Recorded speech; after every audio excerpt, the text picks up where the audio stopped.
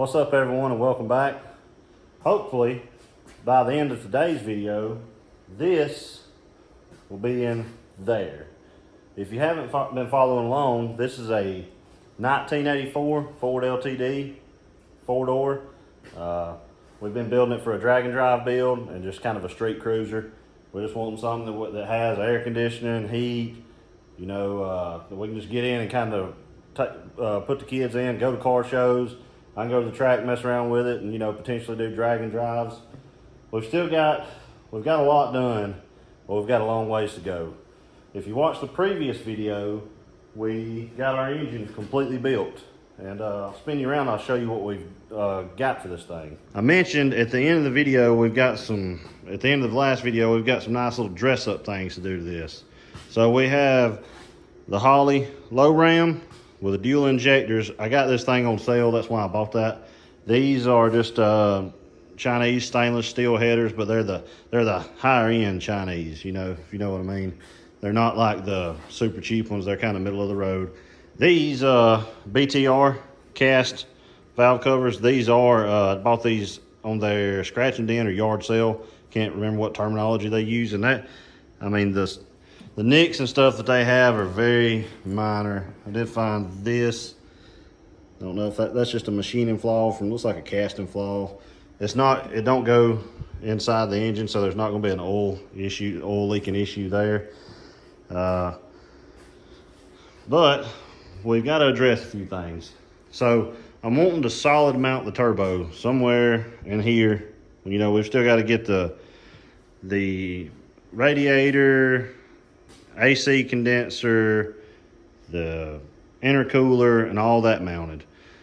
But I want to mount the turbo off this tubular front end here, somewhere in this vicinity. I don't think I'm gonna put it over here because I'm wanting to keep the weight kind of balanced. I plan on putting the turbo and the battery on the passenger side, and that puts me on the driver's side. So I'm hoping that kind of distributes. I hope that math kind of maths, if that makes sense to you. So to getting back to what I was saying is we're wanting to solid mount this turbo, and I got to thinking while I was at work today, I have poly mounts for my engine. And when you want to solid mount your turbo, I've always been told that you want to run solid engine mounts. You can run a poly transmission mount, but you want to run solid engine mounts. So I pulled these out to get some measurements, and they got some aluminum stock. I could have just bought them from AJE. This is an AJE K-member. I could have just bought them, but I think they're like $46 per set, and this was like $25. And I have that, so why not use it? So that's what we're going to be doing next, is getting that aluminum bar stock chunked up in this lathe, turning stuff down, making some engine mounts, and hopefully we'll get the transmission mounted to the engine and the engine transmission in the car by the end of this video. I have a Stifler's transmission cross member. We'll also be going over that, installing that in this video too as well. So this one might be kind of a long video, guys. I've tried to start doing shorter ones, but I mean, sometimes you just can't put an engine in 10 minutes, and machine engine mounts and, install the transmission cross member and all that. You get what I'm saying. So y'all hang with me. I'll get you set up on a time lapse. We'll get these engine mounts, these engine mount inserts turned down, and then we'll get the transmission put on the engine, check torque converter spacing and all that good stuff, and then we'll potentially have this thing thrown in. And here we go, getting this thing chucked up in the lathe, getting it centered, and everything bored out for our engine mount bolt. And we just kind of start turning things down from here, and parting things off, just doing typical machining stuff. And just for a quick disclaimer, I am no machinist, and if anybody that's experienced watching this, you can kind of see there's a pretty good many flaws going on here, but the end result is all I'm worried about here, and safety in between there, of course. So, finally getting a rhythm here about, you know, what tools I need to be using at what time, when to chamfer, when not to chamfer, when to part these things off, when to kind of, you know, when not to. Just rolling right along. I think this is the last one. Now it looks like we got one more to do. And then if you notice right here at the end, I just start chucking them up one at a time, facing them off, just doing my final machine. Bam! Just like that. We have some solid engine mounts. And they fit pretty good too. Let me show y'all. Sorry, it's a little dark over here. So these just go in place of our polys. And like I said, they fit pretty good. I could have made them a little tighter, but I mean, there's not really any wiggle there. And I just went ahead and drilled them for a 1/2 inch bolt. That's what the old ones accepted. The old sleeves. And now I got these in case my steering bushings ever go out, because I'm pretty sure these are the same as these bushings here. Matter of fact, like when you buy them off AJE website, when you go to purchase the aluminum solid ones, it says steering / motor mount bushings. So I assume they're the same. Now let's talk about what we got next. I mentioned this Stifler's transmission mount. This one right here is for the 82 to 93 Foxbodies. You say what it says. Pretty much for every transmission there is that you're going to put in these things, other than like the 8-speed stuff and all the common transmissions anyways. And this thing is really cool, man. Check this out. Like the way that you space this thing forwards and backwards is you have this miscellaneous, you know, sized bushings. And these, you can tell these are like oil impregnated, real good stuff. It comes with a transmission mount and this energy suspension transmission mount. And all kind of little bracketry, grade 8 hardware, all the good stuff. So now that we've got, you know, all the solid motor mounts done and all that, it's time to finally put this into its new home. But first, we've got to get the transmission mounted to the engine. And I've got to see about a flex plate, because honestly, I thought I had one and I'm looking around and I'm not finding one. So it's not a good sign, boys. But we'll figure that out. You know, Summit Racing is about 2 days worth of shipping away or an 1.5 hour drive one way. So we will figure it out, worst case scenario. So I'm gonna put y'all on time lapse and we'll get all this stuff done, and then we'll talk about it while we're doing all this stuff. And I'm sure we'll run into some little snag, hiccup or something, but hopefully not. Hopefully everything's just gonna go. It's just gonna be internet magic. Everything's just gonna bolt right up and go right in, which it really should, because I paid good money for all this stuff. So it really should be that way. But y'all hang tight and we'll do the thing, you know. So this is a big moment right here. Getting the engine hoist in. I need one of those fancy plates, you know, that go on the valley, that attach to where the valley cover is. Right now, I've used a chain for about the last 25 years. I'm just going to give it one last hoorah, if you know what I mean. So here, if you watch me, I take this transmission, put it on and off twice. Then I finally realized, like, I put one of those adapters, the converter pilot adapters that goes to the crankshaft on, and I kind of remembered, it's like, hey, I got this torque converter for LS, you know, instead of using the old small block stuff. Right here, kind of, if you see just a second ago, I kind of dropped the motor over on its side. At this point, I'm calling it a day. I had to recruit some help. Had to get my wife down here to kind of help me put this thing in, because last thing I want to do is scratch anything up, drop it, just do anything stupid, you know, just because I'm in a hurry. And here we start putting this cross member in and kind of battling a little bit. If you see, I had to shift that transmission over, and then I had to end up getting a piece of wood and kind of just wedge it in there. The transmission was, and I'll go over that here in just a second, it was caught sideways ever so slightly. Didn't really find an issue. I mean, it's not in like a crazy bind. And just like that, guys, it's in. Went in real good too.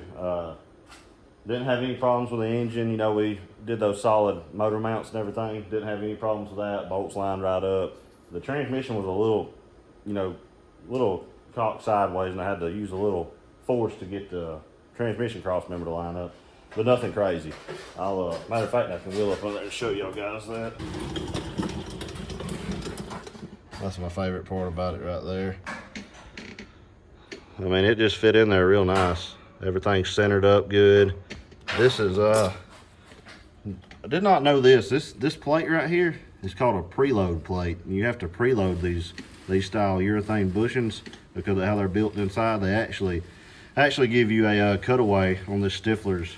The instructions that come with Stiflers, it's actually instructions just for this bracket, but it gives you a cutaway as to why that you use this preload plate. And you can only use one center bolt or the 2 side bolts. You can't use all 3. And I've actually done that before and broke them and didn't know that. So I was going to end this thing off here, but in the meantime, I've ran down to the junkyard and grabbed me an alternator, starter, and AC compressor, and I've got the brackets. So we're gonna go ahead and accessorize this thing. Let me show y'all what we got here. So we just got this, what they call the R4 compressor. We call them pancake style. And I've painted it and I've already tumbled it around enough to where I'm probably gonna have to paint it again. And the wife was mowing grass and she gave it a little nice grass texture on it, so we've got to fix all that. Alternator, this was the tough one, is what it had on it. Painted it, and this was just a factory Delco Remy starter. Let me show you all these brackets we got. I bought the kind of higher end Chinese stuff, as always. Look at these very detailed instructions here.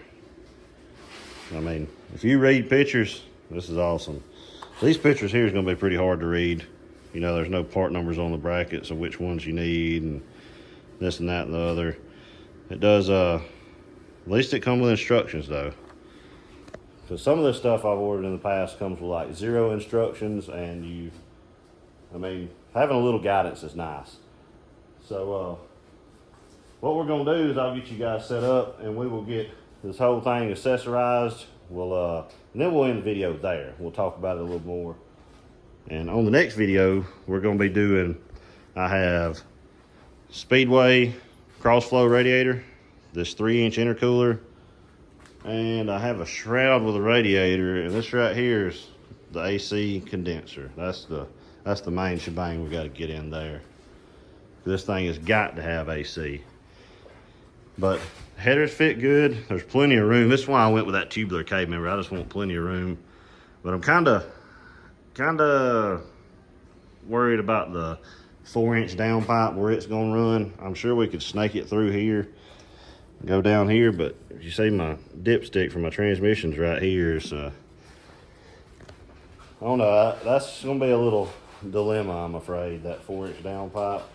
We'll figure it out. I don't want to do fender exit, but I want this thing to be kind of a sleeper, so that way whenever you gotta get down on this thing, you know, from red light to red light, that it really surprises the Camaro, Mustang, Corvette, whoever guys, you know, the people that can afford nicer things than me, you know. But with all that being said, I'm not afraid to run a 4-inch fender exit. Like I said, I do not want to, because honestly, I'll probably be daily driving this thing too, on top of all the other sleeper aspects of it. But I was just sitting here looking while I was talking to y'all. I may have found a solution. Some slight modifications might be in store. I may can move this mount right here. I may can cut this thing completely out, put it going from here to here, and put a triangle gusset right here. And that may be sufficient just to run that 4-inch through there. That's pretty much a straight shot if you look. And I did put my AN bung right here, of course, for my oil drain back. But remember, on that video, if y'all remember, we put 2 just in case. So there's another one right there.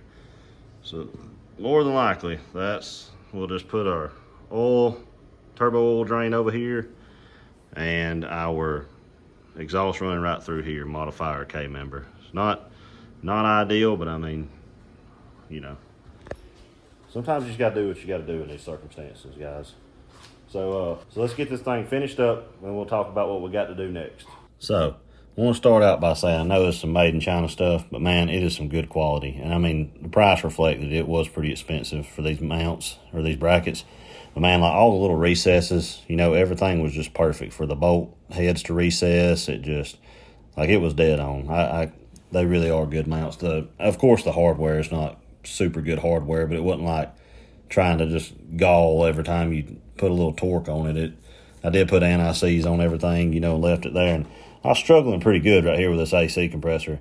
And I'll go over why here in just a minute. You know, here, if you look at me, I've got my phone out and I'm kind of looking at the eBay ad to where I bought this thing and looking at the pictures, because, you know, it just shows you the picture of the bracket installed or how to install the bracket, and that's it. It don't tell you have to have the water pump installed, or it don't even give you a picture of the front of the engine. It just shows you kind of a breakdown of the bracket, like I was saying, and that's it. It don't even show the AC compressor in the bracket, in the picture of the bracket.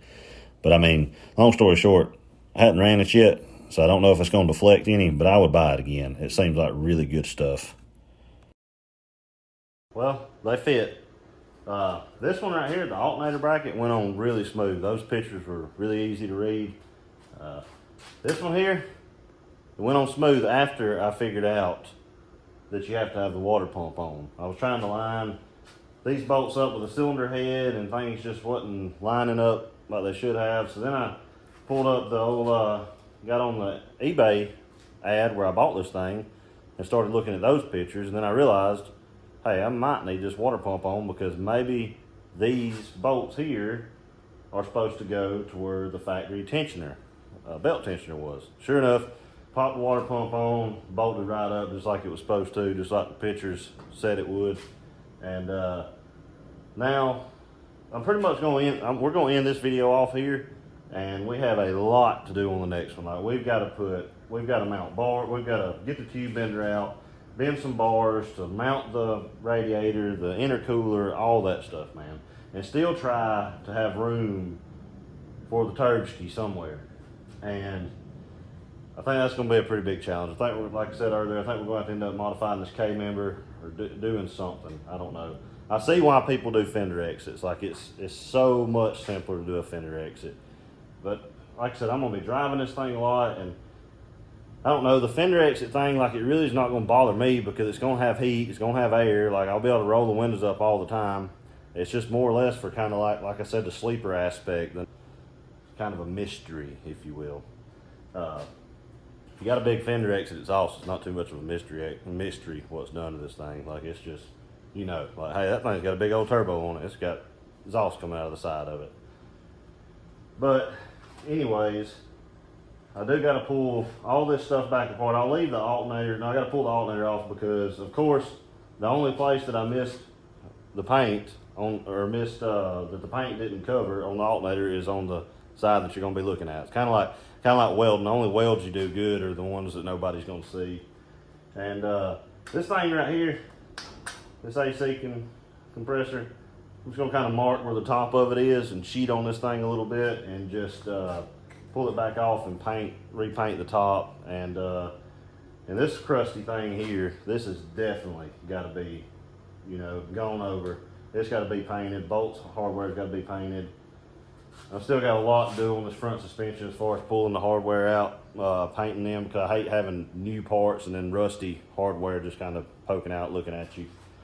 So, you know, that's where we're at. Appreciate y'all hanging in, and don't forget, check out the next one, because we're going to have a lot going on in that one. And once again, thank y'all for watching this one, and have a good one.